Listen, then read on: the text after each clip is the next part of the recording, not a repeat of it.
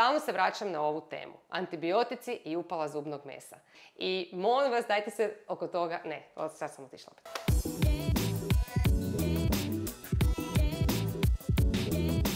Dobro, jesi tebi događa ti ljudi dolaze i da su ti rekli da su pili antibiotik za to pa im nije pomoglo? Stalno. Stalno? Stalno. Znači, meni...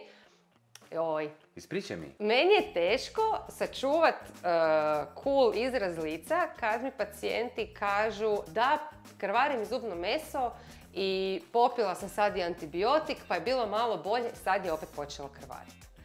Ja na to onak nisam dobro i naravno da to osobi taj čas ko mi to govori ne mogu to tako u lice reći, kao sad s tisućama ljudi, ali to je stvarno meni jako tužno. Znači da je netko popio sistemski antibiotik od kojeg će se njegova crijevna flora oporavljati sljedećih godinu dana, od kojeg ste si pobili sve dobre bakterije u tijelu, u sinusu, na svim sluznicama, cijelo tijelo je prorađivalo taj antibiotik, a jedino mjesto gdje ste željeli da on djeluje je bilo potpuno imuno i znači nedodirljivo. Ma dobro, malo je pomoglo, malo je pomoglo. Zašto je pomoglo? Zato što je malo onih 1% bakterija koje su u tkivu i je taj antibiotik uspio ubiti, pa se upala u tkivu malo smirila, ali 99% bakterija u organiziranom plaku na površini zuba, business as usual.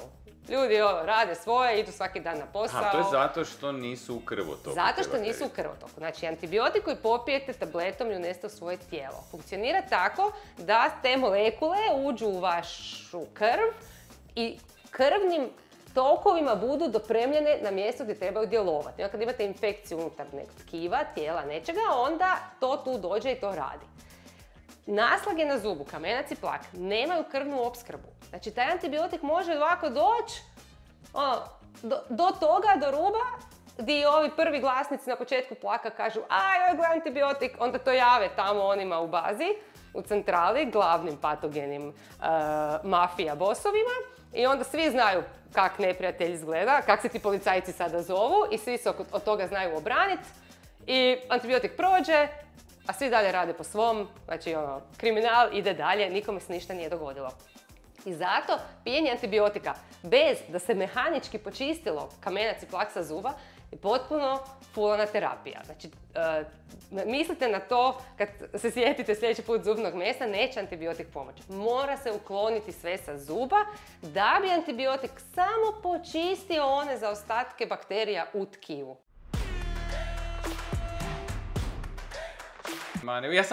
Ja sam Mladenka, preksutra se udajem. I sad prokrvarilo mi je danas zubno meso. I ja sad šta da napravim, popila sam ja Mladenka antibiotik i malo mi je prestalo. Evo, jesi. Popila si antibiotik, ali malo je prestalo, ali to nikako nije opravdalo cijelu situaciju. Trebala si to riješiti mjesec dana ranije, da zubno meso bude lijepo i rozo i zdravo. Aha, ja sam pofarbala zgradu koja će se sad srušiti. Točno to. Evo, to je stvarno napravila. Bez obzira što se to događa svaki dan, bez obzira što i moji kolege doktori ordiniraju antibiotike za zubno meso koje krvari bez da pacijenti stave na stolac i očiste mu kamenac, što je isto meni, nažalost, dan danas neshvatljivo, ali se događa. Apeliram na sve koji ovo gledaju, dajte čistite zube mehanički, a nemojte piti antibiotike koji vam ne trebaju. Znači, ja kad liječim parodontitis dam antibiotik izuzetno rijetko nekome kome to stvarno treba iz nekih drugih razloga.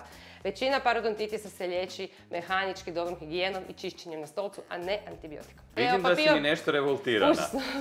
Od nekud ovo dolazi? Da, dolazi. Znaš kud dolazi? Od toga da onda ćemo svi mi jednog dana se naći negdje u nekoj bolnici i treba ćemo piti neki antibiotik, a on nam neće djelovati jer smo svi već puni antibiotika i ne djeluju više antibiotici kako želimo. Imamo bolničke infekcije, milijarde krava na svijetu su krcate antibioticima, cijela planeta je zagađena, mi zapravo živimo u postantibiotskom dobu i to je fakat globalni problem. Ali o tome ne razmišljamo taj čas dok pijemo antibiotik za krvarenje zubnog mesa. Dajte uzimajte probiotike, a ne antibiotike. Dobro, to nekak ima smisla. To fakat ima smisla.